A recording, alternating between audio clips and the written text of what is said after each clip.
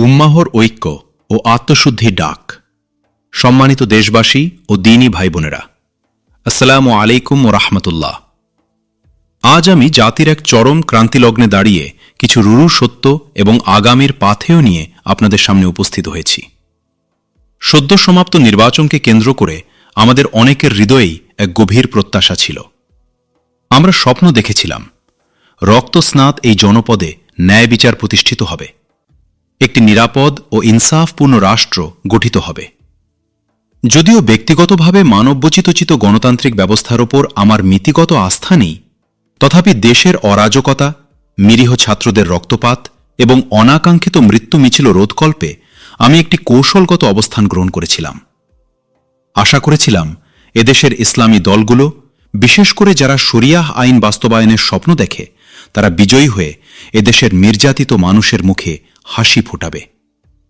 প্রিয় ভাই ও বোনেরা, অত্যন্ত পরিতাপের বিষয়, এদেশের বিপুল জনসংখ্যা মুসলিম হওয়া সত্ত্বেও আমরা কাঙ্ক্ষিত ফলাফল অর্জনে ব্যর্থ হয়েছি। এর প্রধান কারণ আমাদের সমাজের একটি বৃহৎ অংশ কেবল নামেই মুসলিম, কর্মে ও আদর্শে নয়।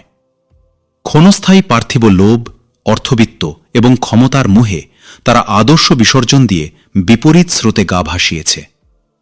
প্রবাদ আছে, নেড়া একবারই বেলতলায় যায়, অর্থাৎ বুদ্ধিমান মানুষ একবারের বেশি ভুল করে না। কিন্তু অত্যন্ত লজ্জার বিষয়, আমাদের সুবিধাবাদী ও নীতিহীন জনগোষ্ঠীর একাংশ বারবার একই গর্তে পা দেয়, বারবার বিশ্বাসঘাতকদের সমর্থন জানায়।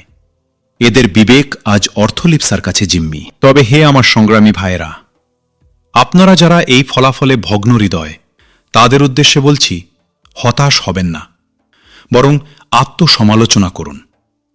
এই ব্যর্থতার দায় কেবল প্রতিপক্ষের ধূর্ততা বা সাধারণ মানুষের অজ্ঞতা নয়, এর দায়ভার আমাদেরও বহন করতে হবে। আপনারা কি ঐক্যবদ্ধ ছিলেন, নাকি শিয়া, সুন্নি, ওহাবি ইত্যাদি ফেরকাবন্দি ও উপদলে বিভক্ত হয়ে নিজেদের শক্তি খর্ব করেছিলেন? যখন আপনারা ক্ষুদ্র মতপার্থক্যকে প্রাধান্য দিয়ে পৃথক পৃথক ব্যানারে নির্বাচনে অবতীর্ণ হলেন, তখনই আপনাদের ঐক্যের প্রাচীরে ফাটল ধরেছিল এবং পরাজয়ের বীজ উপ্ত হয়েছিল। আজ ইতিহাস আমাদের শিক্ষা দিচ্ছে, বিভেদ মানেই দুর্বলতা, আর বিভেদ মানেই পরাজয়। আজকের এই দিনে আমার উদাত্ত আহ্বান, আসুন আমরা অতীত থেকে শিক্ষা গ্রহণ করি। মহান রব্বুল আলামিন পবিত্র কুরআনে আমাদের একটাই পরিচয় দান করেছেন, আর তা হল মুসলিম। এর বাইরে কোনো দলীয় পরিচয়, কোনো মাযহাবী সংকীর্ণতা বা ফেরকাবন্দির ব্যানার আমরা আর বহন করব না। সুন্নি, ওহাবি কিংবা শিয়া, এই ভেদাভেদ ভুলে আমাদের এক কাতারে দাঁড়াতে হবে। আসুন আজ আমরা মহান আল্লাহ নামে শপথ করি, আমরা আর কোনো নির্দিষ্ট দলের অন্ধ অনুসারী হব না, আমরা কেবল ইসলামের অনুসারী হব। যেদিন আমরা সমস্ত ভেদাভেদ ভুলে সীসা ঢালা প্রাচীরের ন্যায় ঐক্যবদ্ধ হতে পারব, কেবল সেদিনই মহান আল্লাহ সাহায্য বা নুসরাত আমাদের ওপর বর্ষিত হবে। তখনই সম্ভব হবে একটি দুর্নীতিমুক্ত, ইনসাফপূর্ণ ও গর্বিত বাংলাদেশ গঠন করা। আসুন আমরা কথা দিই, আর কোনো বিভক্তি নয়, আর কোনো ভুল নয়। সময় এসেছে আমাদের প্রকৃত বিজয়ের, আর সেই বিজয়ের চাবিকাঠি হল ঐক্য।